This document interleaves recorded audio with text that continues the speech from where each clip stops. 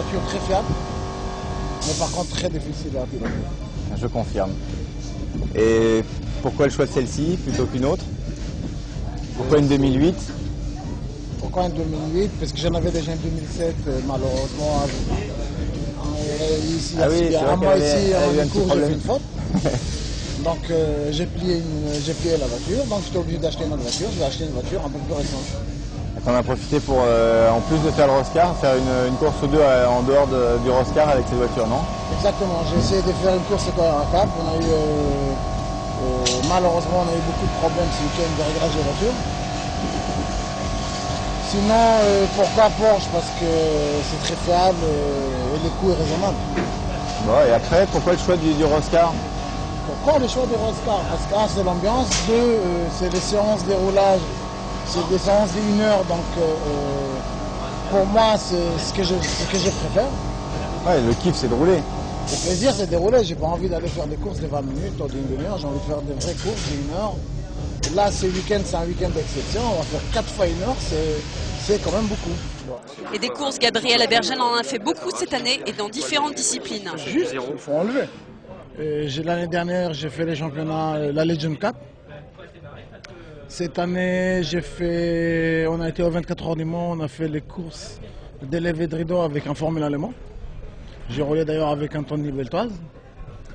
En janvier, on est parti à Dubaï, on a fait les 24 heures de Dubaï, on a remporté les générales. Départ de la deuxième course de Roscar, Gabriel s'élance devant la numéro 312 de Richard Hoffman et Grégory Axerias et la 453 de Philippe Cartou et Manuel Ferreira.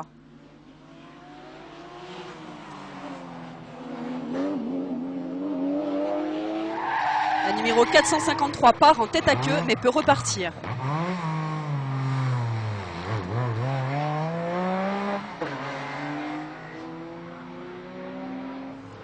Les deux 997 de Stéphane Pantalacci et Pascal Courteau sont en bagarre et c'est ce dernier qui ressort en tête du virage.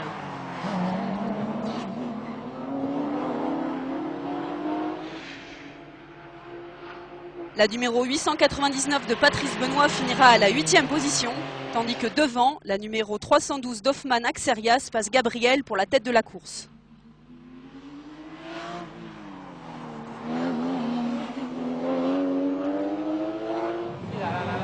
Arrêt au stand pour Gabriel qui court seul. Quelques conseils de Xavier Pompidou, son coach sportif, et il repart. Écoute Xavier, je reprends après les bretelles, ok?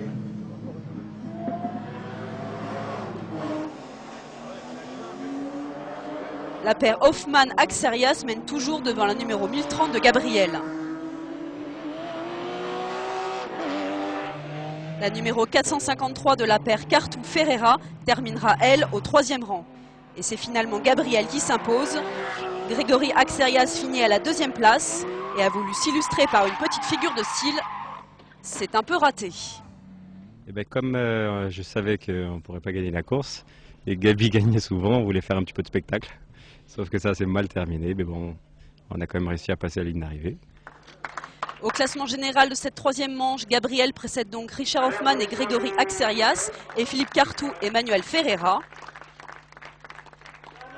En GT3, c'est Arnaud Marchand qui l'emporte.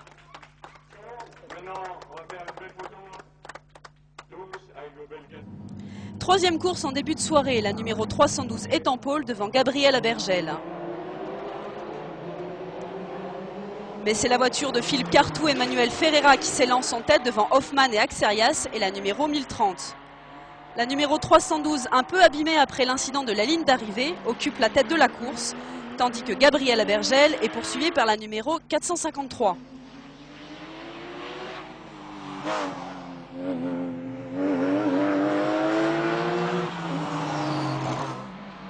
Elle tente même un dépassement, mais ça ne passe pas.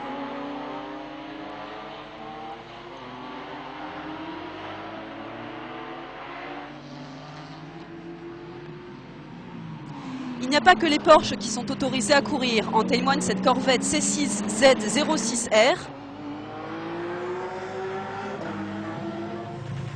Arrêt au stand pour Patrice Benoît qui finit au 9e rang. Ah mais attends, c'est un mec qui fait l'Europa, qui a un gros niveau.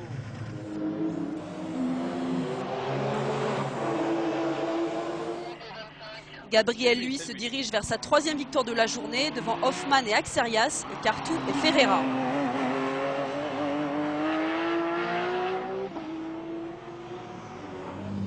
Mais l'Euroscar ne se résume pas qu'aux courses, c'est aussi des séances de roulage libre, comme pour cette Alfa Romeo Giulia, ou pour Maud qui roule dans la voiture de son père.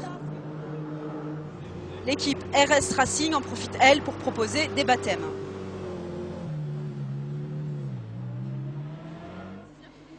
Deuxième course de GT3 qu'Arnaud Marchand compte bien emporter pour confirmer sa place au classement général.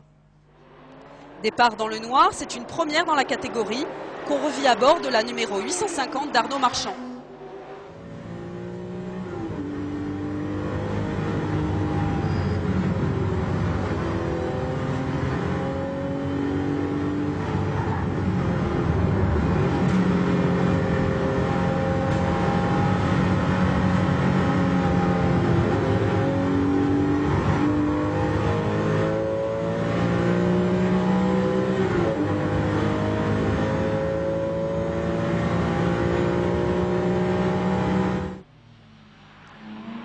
Ce dernier, qui partait depuis la 10e place, est donc bien revenu sur la tête de la course.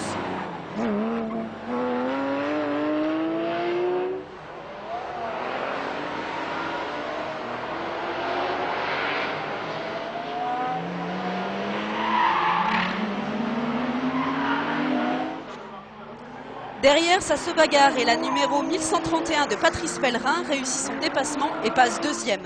Mais ce n'est pas Arnaud Marchand qui va s'imposer car il a cru que la course était terminée, mais il lui manquait un tour. J'ai cru que le rapport dernier était passé. Ouais, mais de nuit comme ça, tu sais, avec les repères, c'est pas évident quoi. Dernière course de la journée pour les Roscars qui vont aussi goûter aux joies de l'obscurité. Aux avant-postes, on retrouve la numéro 312 de Richard Hoffmann et Grégory Axerias et la numéro 1030.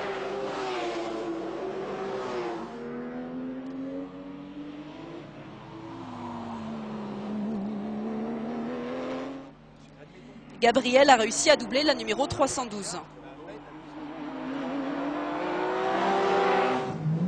Arrêt au stand pour Richard Hoffmann et Grégory Axerias, tandis que Xavier Pompidou attend son tour. Il fait équipe pour l'occasion.